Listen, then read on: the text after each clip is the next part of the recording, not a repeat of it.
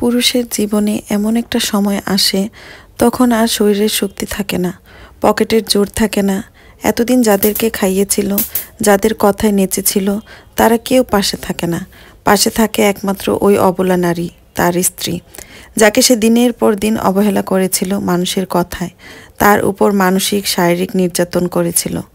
পুরুষকে জন্ম দেন একজন নারী, আবার সেই পুরুষের শেষ সময়টায়ও পাশে থেকে সুন্দর একটা মৃত্যু উপহার দেয় একজন নারী।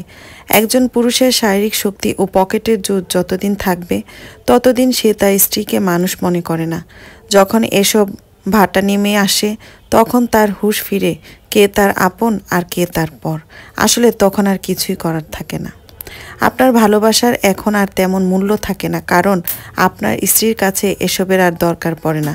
সে অভ্যস্ত হয়ে পড়ে অন্যভাবে, হেলায় অবহেলায়, ভালোবাসায় যত্নে, কোনো কিছুতে সে খুশি অখুশি হতে পারে না। সংসার এক মায়ার বাঁধন, এখানে ভালো লাগলেও আঁকড়ে ধরে থাকতে হয়, না লাগলেও থাকতে হয়। কত শত সংসার টিকে থাকে শুধুমাত্র সন্তানের মুখের দিকে চেয়ে। সেই সন্তানও এক সময় পর হয়ে যায়। শেষ বয়সে এসে পাওয়া না পাওয়ার হিসাব মিলাতে গিয়েও হিসেব মিলে না।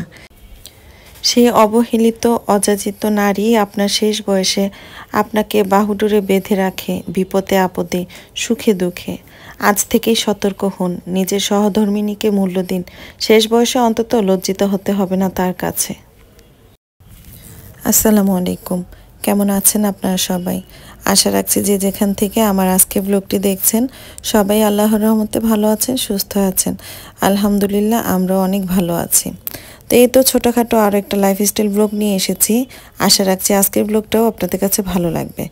ঈদ তো প্রায় চলেই এসেছে, তো মার্কেটে যাব করে আর যাওয়া হচ্ছিল না।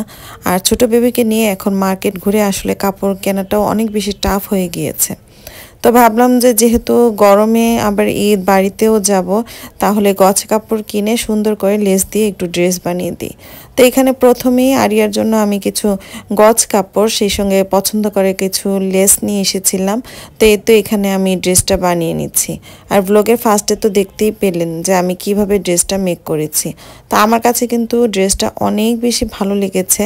তো আপনাদের কাছে কেমন লেগেছে অবশ্যই কমেন্টস করে কিন্তু আমাকে জানাবেন। আর আমার পরিটা যখন পরেছিল এত বেশি সুন্দর লাগছিল ওকে, মানে ড্রেসের সৌন্দর্য দ্বিগুণ বেড়ে গিয়েছে যখন আমার পরিটা এই ড্রেসটা পরেছিল। তা আমি আর সেটা আপনাদের সঙ্গে শেয়ার করলাম না। ইনশাল্লাহ ঈদের সময় যখন ও পরবে তখন আবার আপনাদের সঙ্গে শেয়ার করব। তো এটা কিন্তু মূলত আমি ঈদের ড্রেস হিসেবেই ওর জন্য বানিয়ে দিয়েছি। আর এখন এই হুড়োহুড়ির মধ্যে আর মার্কেট করার ইচ্ছে নেই, তো পরবর্তীতে আর কি কিনে দিব। আর বাচ্চাদের শপিং তো সবসময়ই করা হয়। তো এই তো এখানে আমি সারারা যেহেতু বের হয়েছে, দেখলাম যে এখন নতুন সারারাটাই বেশি আর কি বিক্রি হচ্ছে বা সবাই কিনছে আর কি। লেটেস্ট এইবার ঈদে মনে হয় সারাটাই বেশি চলছে। তো ভাবলাম তাহলে ওকে আমি সারাটাই বানিয়ে দিই। তো এই তো এখানে আমি পায়জামাটা বানিয়ে নিয়েছি আগে, আর এখানে আমি ড্রেসটা বানিয়ে নিলাম। তো এখন আপনাদের সঙ্গে শেয়ার করছি।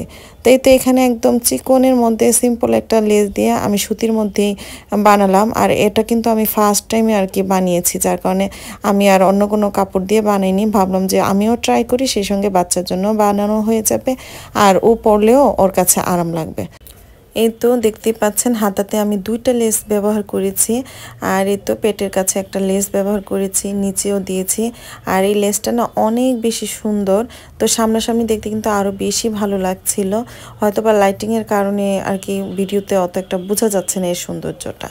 তো যাই হোক, বানানো শেষ, আর এখনই তো আমরা ইফতার করার জন্য বসে পড়েছি। আর যেহেতু ছোটো বেবিকে নিয়ে একটু ব্যস্ত থাকি, তো একদম সিম্পল ইফতার করছি। এখানে আমি কিছু পেঁয়াজও বানিয়ে নিয়েছি, আর এখানে একটা পিৎজা করে নিয়েছিলাম, সেই সঙ্গে পুদিনা পাতা আর লেবু দিয়ে শরবত বানিয়ে নিয়েছি। আর ঠান্ডা ঠান্ডা এই শরবতটা খেতে কিন্তু অনেক বেশি মজা লাগে।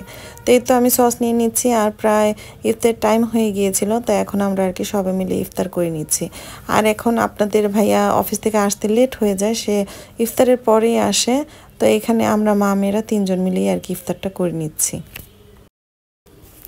বাচ্চারা পিৎজা খেতে অনেক বেশি পছন্দ করে, আর আমার জন্য সহজ হয়ে গেল, তো সেই জন্য আর কি ভাবলাম যে তাহলে পিৎজাটা করে দিই, তো ওরা আর কি খেয়ে ফেলবে। তো এই তো আমরা সবাই মিলে ইফতার করছি, আর পিৎজাটা খেতে কিন্তু অনেক বেশি মজার হয়েছিল।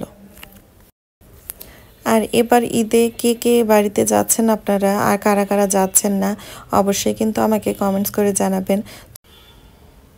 আমি এবার প্রায় 1.5-2 বছর পর বাড়িতে যাব, বাড়িতে ঈদ করব। তো এই তো সেটাই আর কি ভাবছিলাম।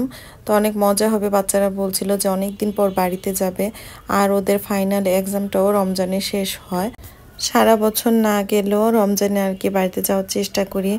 আর যেহেতু বেবি হয়েছিল, তো গতবার আমি অনেক বেশি অসুস্থ ছিলাম, একদমই জার্নি করতে পারিনি, সেজন্য আর কি যাওয়া হয়নি। তো যাই হোক, অনেক গল্প করলাম আপনাদের সঙ্গে। আর এটা ছিল সন্ধ্যার পর, মানে ইফতার করার অনেকটা পর আর কি। তো 1 কাপ চা বা কফি না খেলে একদমই ভালো লাগে না।